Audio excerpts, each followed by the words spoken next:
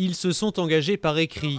Chaque député socialiste à l'Assemblée doit en principe abandonner ses mandats locaux, au plus tard au mois de septembre.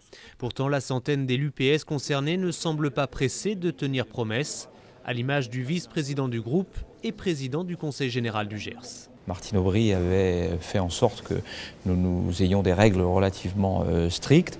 La question est maintenant de savoir si c'est simplement la loi du parti qui doit s'appliquer aux seuls socialistes ou si c'est plutôt la loi du pays qui doit s'appliquer à l'ensemble des élus, qu'ils soient de droite ou de gauche. Attendre donc une loi qui s'applique à tous. Seulement voilà, cette loi est loin d'être à l'ordre du jour. Elle ne s'appliquerait qu'en 2014 pour les prochaines élections locales. Elle pourrait également être en partie assouplie. Le ministre des Relations avec le Parlement annonçait cette semaine que le non-cumul pourrait ne pas concerner les maires des petites communes. Même les non-cumulards reconnaissent qu'il est bien souvent difficile de passer des paroles aux actes. En effet, on est sur une situation qui concerne 36 000 communes, des communautés d'agglomération, des communautés urbaines, des départements, avec des situations politiques pas simples, le temps de digérer cette victoire des législatives en termes de conséquences sur ce point-là. Pour autant, il faut toujours tenir sa parole.